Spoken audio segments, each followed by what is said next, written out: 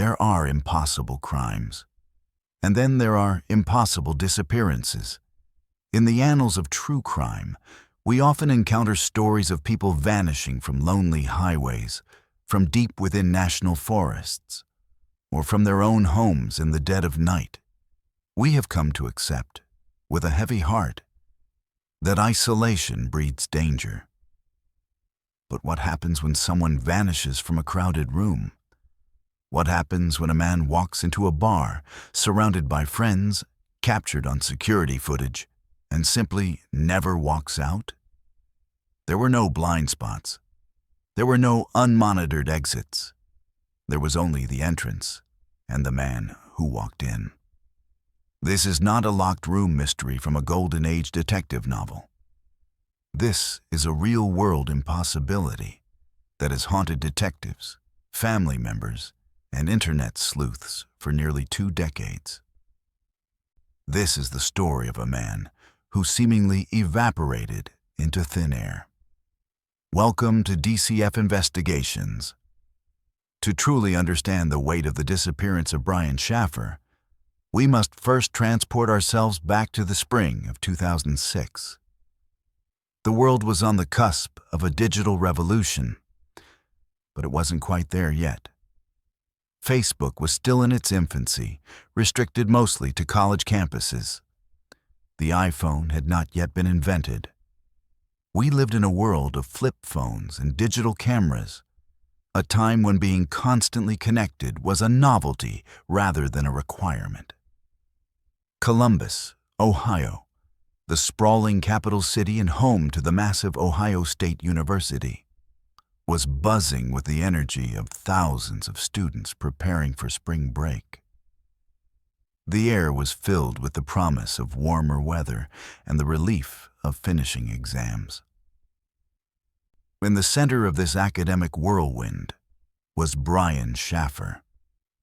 At 27 years old, Brian was the picture of success and potential. He was a second-year medical student at the Ohio State University College of Medicine, a rigorous and prestigious path that demanded high intelligence and immense discipline. But Brian was not just a bookworm. He was handsome, charismatic, and deeply loved by those around him. Standing 6 feet 2 inches tall with a lean, athletic build, he carried himself with a gentle confidence. He had a passion for music, particularly the grunge sounds of Pearl Jam, a detail immortalized by the tattoo of the band's Stickman logo on his upper right arm.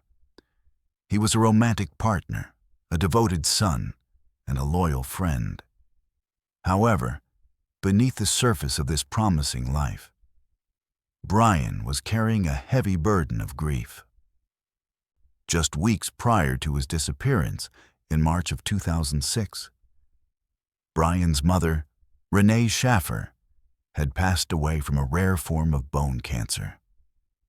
The loss was devastating.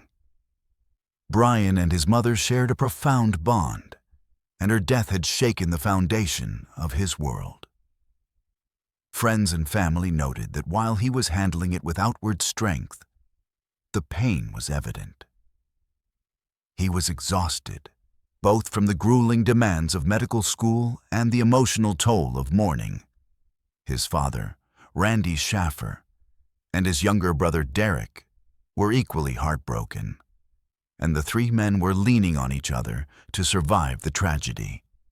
Despite this shadow, Brian was trying to move forward. He was in a serious relationship with fellow medical student Alexis Wagoner. Their love was the kind that friends envied, built on mutual respect and shared dreams. They had planned a trip to Miami, Florida, for spring break, scheduled to depart on the Monday following that fateful weekend. Rumors swirled among their inner circle that Brian was planning to propose to Alexis during this trip.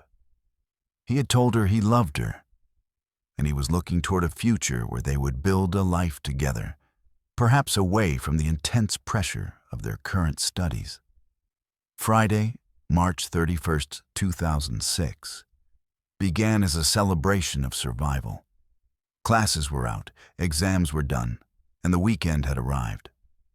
The timeline of this day is crucial, etched into the case files with agonizing precision. It began with a moment of familial connection.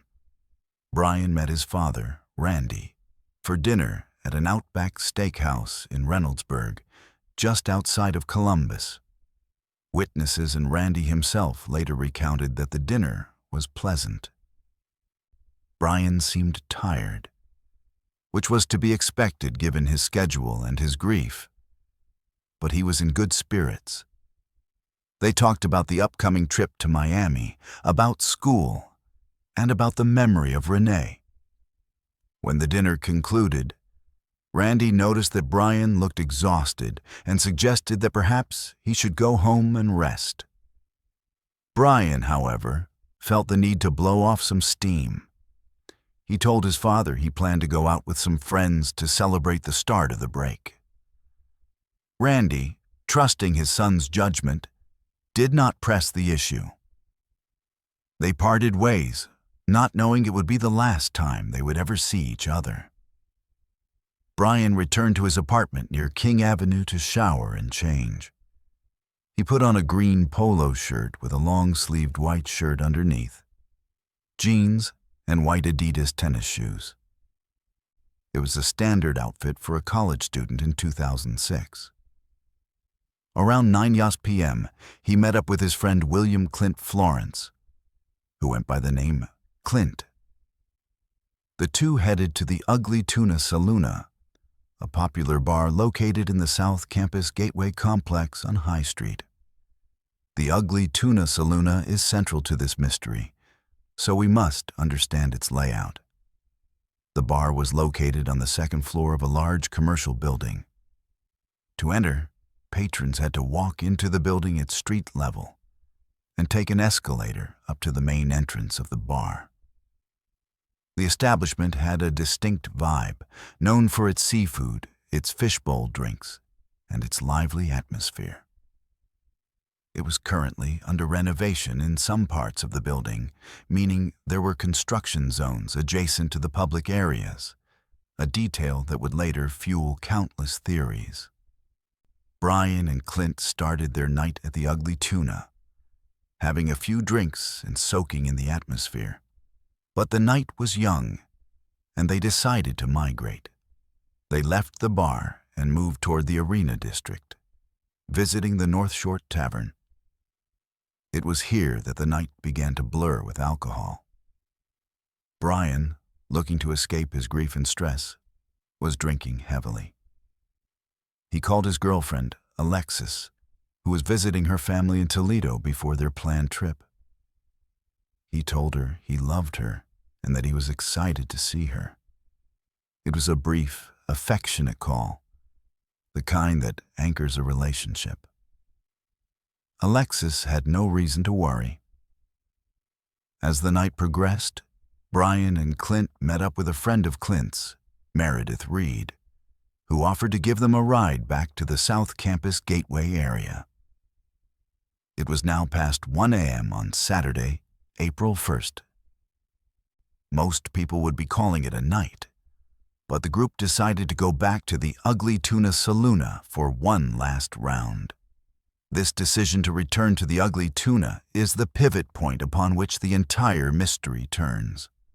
At 1:15 a.m., the security camera at the top of the escalator captured the three friends, Brian, Clint, and Meredith, ascending into the bar.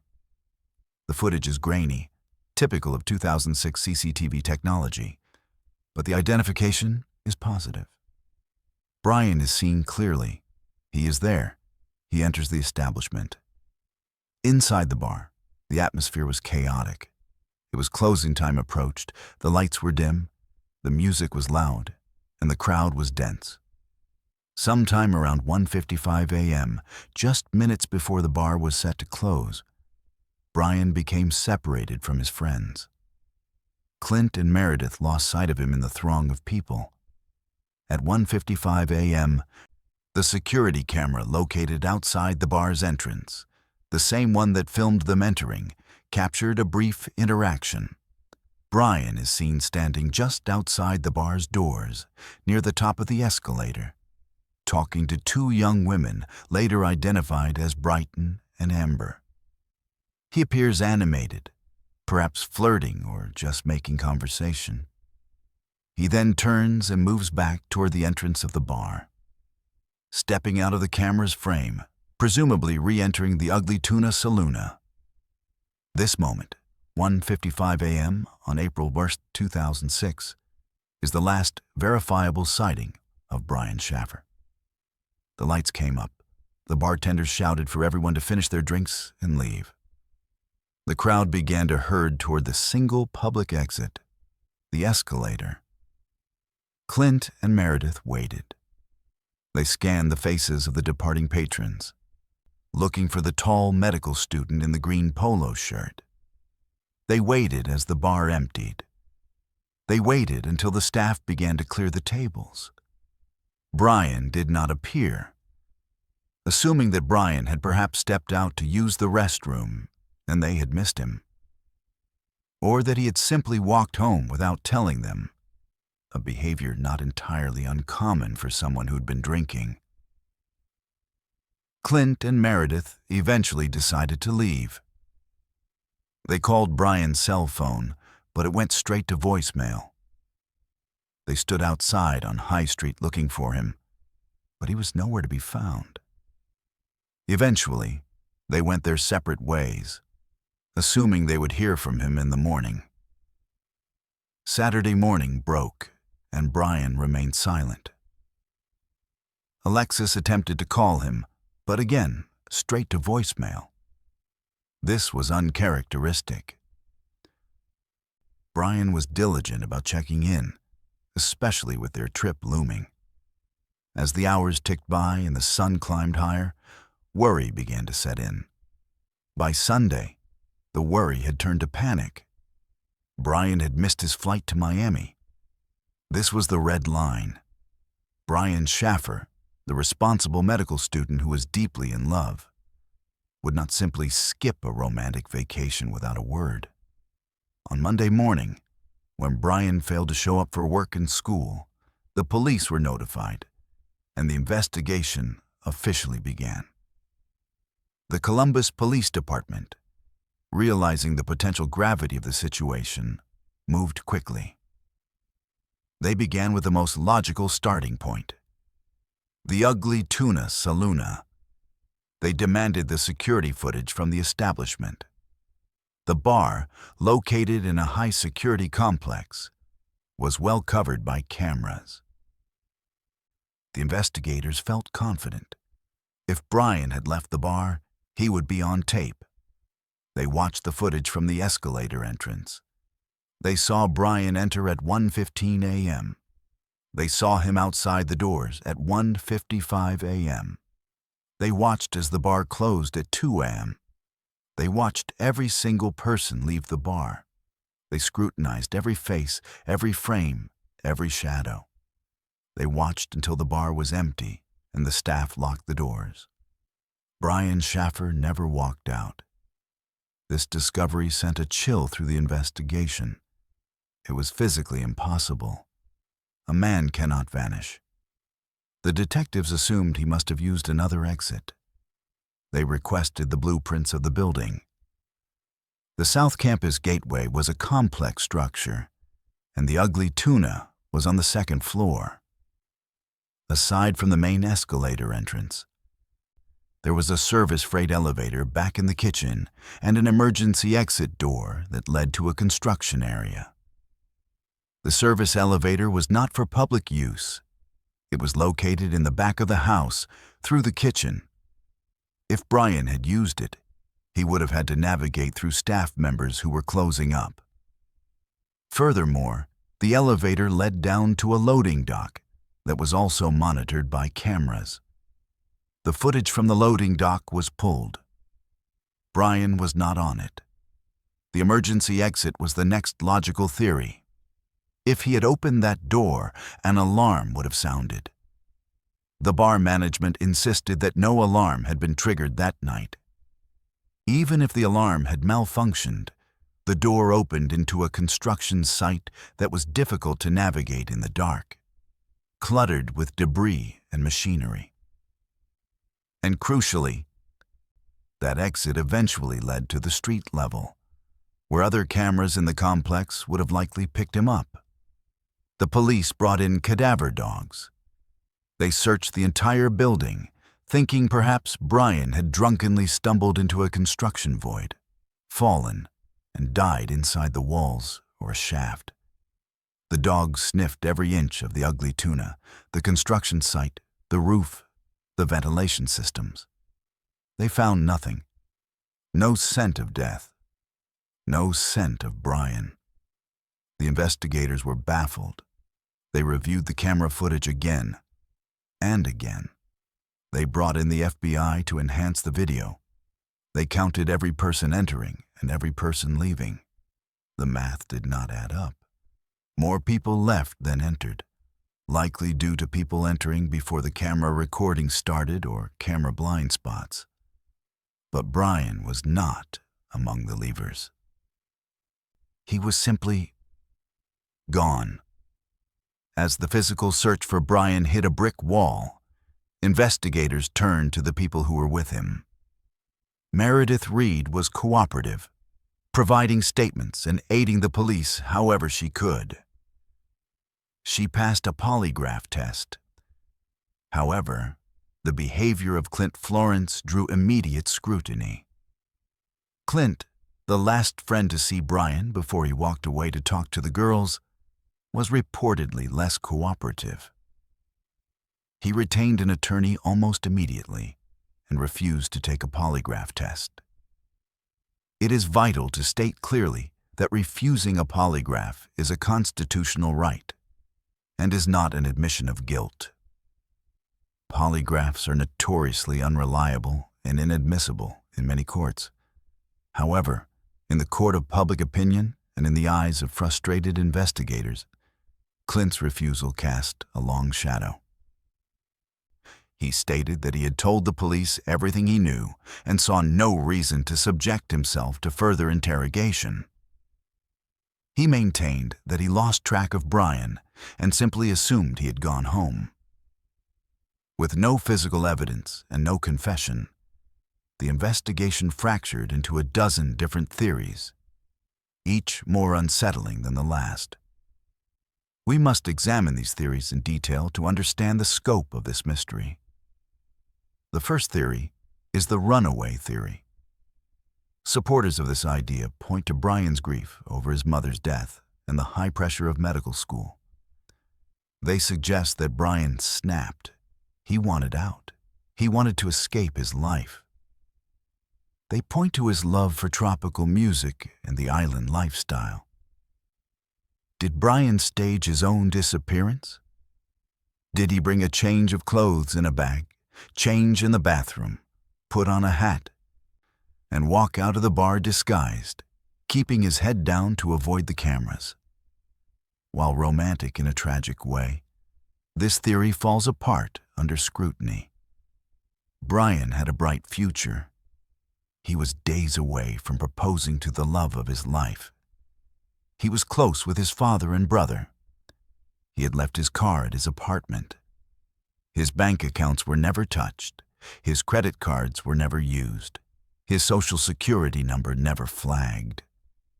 In the modern world, it is incredibly difficult to start a new life without money or identity. Furthermore, Brian was a medical student. He knew that disappearing would destroy his family, who were already grieving. It seems psychologically inconsistent with everything known about him. The second theory is the accidental death theory. This posits that Brian, intoxicated and confused, wandered into the construction area through an unlocked door, fell into a deep crevice, or was entombed in wet concrete. This theory suggests his body is still in the building, hidden behind a wall or under a floor. However, the building has been searched extensively.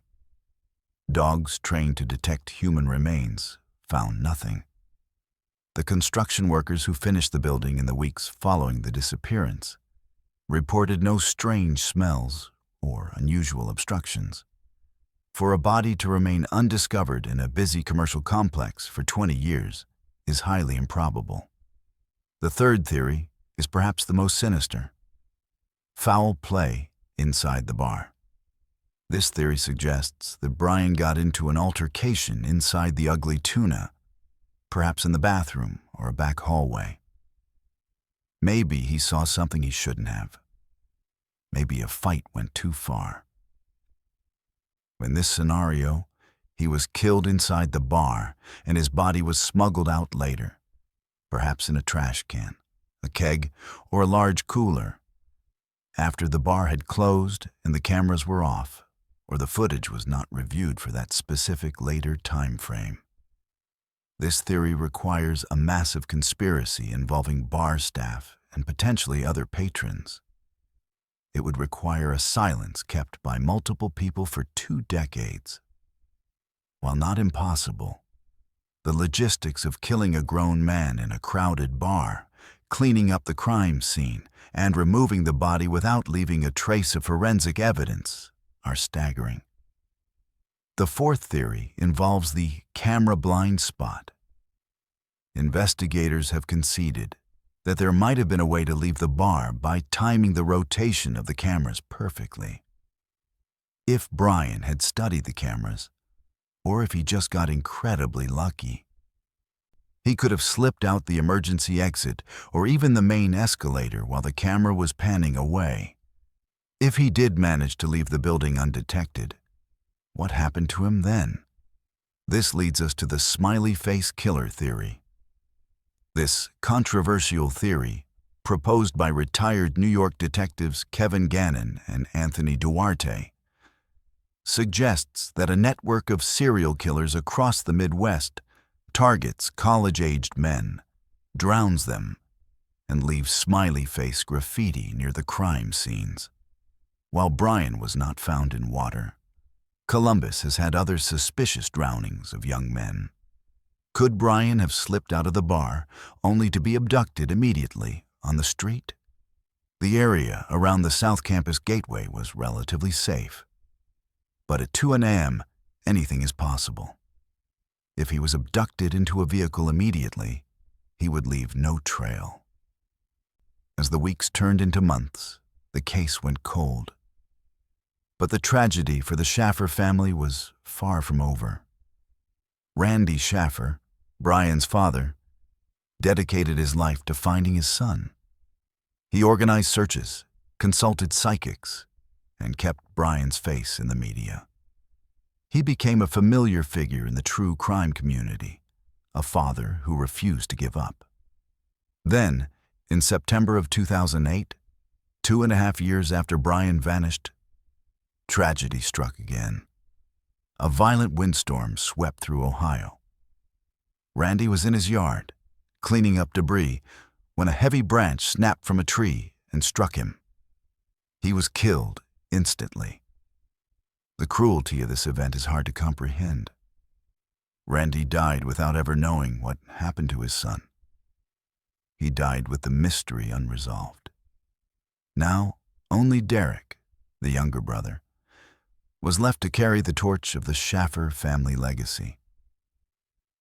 The investigation into Brian's disappearance has continued in fits and starts.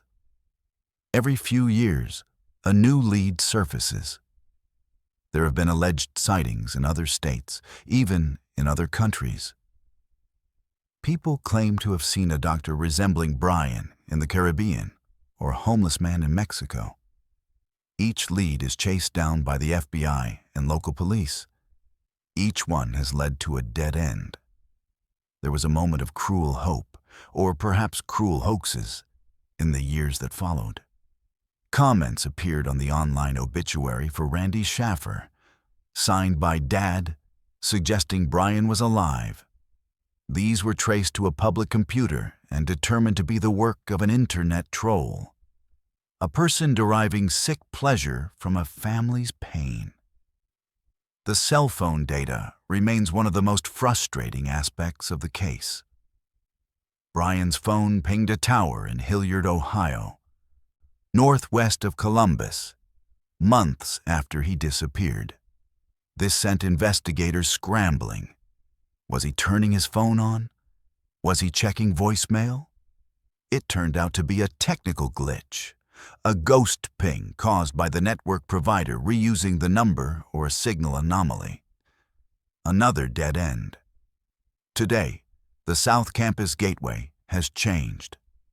The Ugly Tuna Saloona eventually closed its doors in 2018, stripping the location of its name, though the physical space remains. The cameras have been upgraded. The world has moved on. But the question remains suspended in the air of Columbus, Ohio. How does a man walk into a second-story bar and never walk out? Modern forensic analysis of the footage suggests that the camera coverage was not actually 100%. There was a second escalator, often used for construction, that might have been accessible. There were moments where the camera panning might have allowed a quick exit. The idea that he never left the building is statistically unlikely given the searches. The prevailing belief among many current investigators is that Brian did leave the building, likely through an unmonitored exit or by blending into a group so perfectly that the grainy footage couldn't distinguish him. If he left, the mystery shifts from how did he vanish from the room to what happened on the street. Was he a victim of a random mugging gone wrong? Was he hit by a car and the driver hid the body? Or did he truly run away? The age progression photos released by the National Center for Missing and Exploited Adults show what Brian might look like today. In his mid-40s, perhaps with graying hair, but still recognizing that intense gaze. The disappearance of Brian Shaffer is more than just a cold case. It is a psychological locked room that traps everyone who studies it. It forces us to confront the fragility of our own existence. We rely on cameras, on witnesses, on the physical laws of the universe to tell us where we are and that we are safe. Brian's story shatters that safety. It suggests that we can be here one moment, laughing with friends, and then simply cease to exist in the eyes of the world. We are left with the image of Brian on that escalator. He is ascending, moving upward into the lights of the bar, moving toward his fate. He looks normal. He looks like any of us on a Friday night. And then, he is gone. This case remains open. The Columbus Division of Police maintains that they received tips, and they are still looking for the one piece of information that will break the deadlock. Somewhere, someone knows something. You do not move a body or hide a life without leaving a ripple. We at DCF Investigations believe that no story truly ends until the truth is brought to light. We keep talking about Brian Shaffer because his family deserves answers. We keep talking about him because silence is the accomplice of the guilty. Thank you for joining us on this deep dive into the unknown. We want to hear your thoughts. Do you believe Brian Shaffer orchestrated the ultimate disappearing act to start a new life? Or did he fall victim to a crime so perfectly concealed that it defies logic? Is he alive, or is he a ghost in the machine of the Ugly Tuna Saloona? Leave your theories, no matter how complex, in the comments below. And as always, stay vigilant, stay curious, and remember, the truth is out there, waiting to be found. This is DCF Investigations, signing off.